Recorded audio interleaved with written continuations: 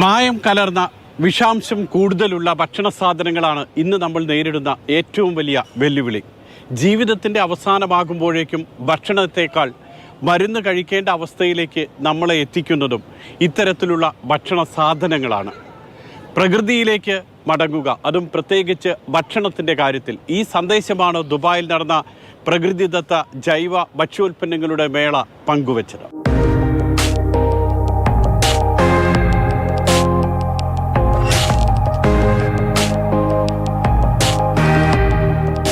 മായം കലർന്ന ഭക്ഷണം, അപകടകരമായ രാസപദാർത്ഥങ്ങൾ അടങ്ങിയ സൗന്ദര്യവർദ്ധക വസ്തുക്കൾ, ശ്വസിക്കുന്ന വായു പോലും അപകടം വരുത്തിവെക്കുമ്പോൾ മനുഷ്യൻ എത്രത്തോളം ജാഗ്രത പാലിക്കണമെന്ന് ഇക്കാണുന്ന കാഴ്ചകൾ പറഞ്ഞു തരും, ഓർമ്മപ്പെടുത്തും, താക്കീത് ചെയ്യും.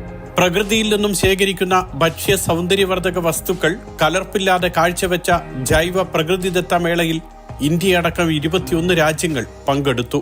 നമ്മളുടെ ഏറ്റവും വലിയ വറി എന്ന് പറയുന്നത് നമ്മളുടെ ഉള്ളിലോട്ട് പോകുന്നത് മാത്രമല്ല, അതിനും മുന്നോട്ട് പോയി കഴിഞ്ഞിരിക്കുന്നു.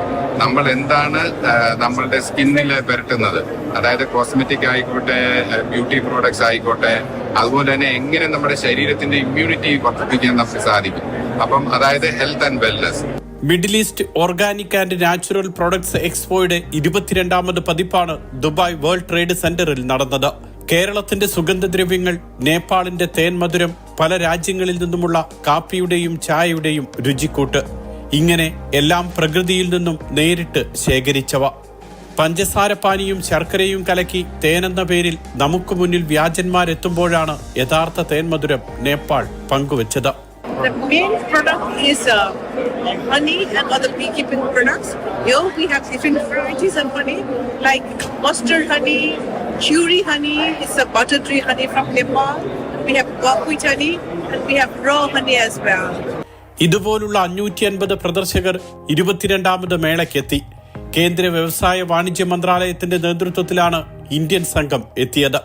രാജ്യത്തെ ജൈവ ഉൽപ്പന്നങ്ങൾക്ക് ആഗോള വിപണി കണ്ടെത്താൻ സഹായിക്കുന്നതായിരുന്നു ഇന്ത്യക്ക് ഈ പ്രദർശനമേള. കഴിഞ്ഞ വർഷങ്ങളിലെ അപേക്ഷിച്ച് ഇപ്രാവശ്യം ഇന്ത്യന്ന് അപ്പീഡ എന്ന് പറയുന്ന അസോസിയേഷൻ അവരുടെ ഒരു വലിയ പവലിയൻ കണ്ടിജന്റ് ഇവിടെ കൊണ്ടുവന്നിട്ടുണ്ട്.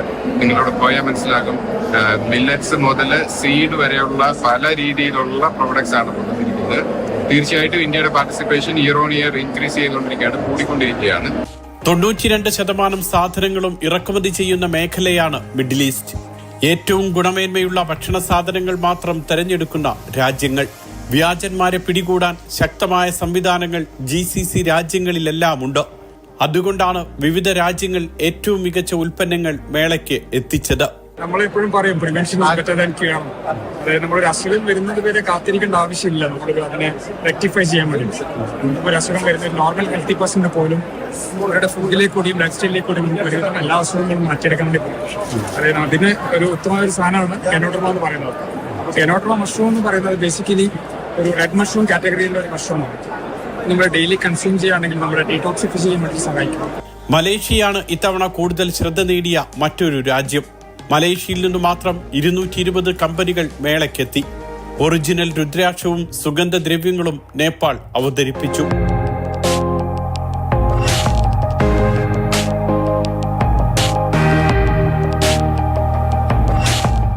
പ്രകൃതിദത്ത ചായയുടെയും കാപ്പിയുടെയും വൈവിധ്യങ്ങൾ. ചെറിയ ക്യാപ്സ്യൂൾ രൂപത്തിലുള്ള കാപ്പി, പുതിയ ഉണർവും ഉന്മേഷവും നൽകുന്ന പ്രകൃതിദത്ത ഉൽപ്പന്നങ്ങൾ, ഇങ്ങനെ നിരവധിയുണ്ടായിരുന്നു. ഇത് മോഡേൺ ഹിപ്പി ആണെന്നുള്ള കൺസെപ്റ്റാണ്. അപ്പോൾ ഇന്നത്തെ it's a very stressful environment right all around the world. So the whole point of hippie is that we cherish freedom, but then it's a modern take of hippie freedom. So a life with a lot of challenges as well as a freedom. That is modern hippie concept. That we bring the lifestyle of coffee into the, it's a unique way of drinking coffee. So it's freeze dried coffee. So it's in a capsule adagathu machine illade. So without machine we can drink coffee. ഭക്ഷണ സാധനങ്ങളിൽ മാത്രമല്ല വൈവിധ്യങ്ങൾ നിറഞ്ഞത്. വസ്ത്രങ്ങൾ, ബാഗുകൾ, lipstick, hair oil, ശരീരത്ത് പുരട്ടുന്ന ലേപനങ്ങൾ, ഇങ്ങനെ കഴിക്കാനും കാഴ്ചയ്ക്കും കലർപ്പില്ലാത്ത ഉൽപ്പന്നങ്ങൾ 550-ലധികം പ്രദർശകർ പങ്കുവച്ചു. നമ്മൾ കഴിഞ്ഞ വർഷത്തിനെക്കാട്ടും 3 ഇരട്ടി ആണ് സെയിൽസ് ഈ വർഷം നമുക്ക് കൂടിയിട്ടുണ്ട്.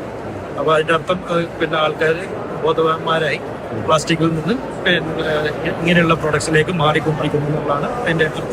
We have 4 collections. The traditional one that has elderberry oil.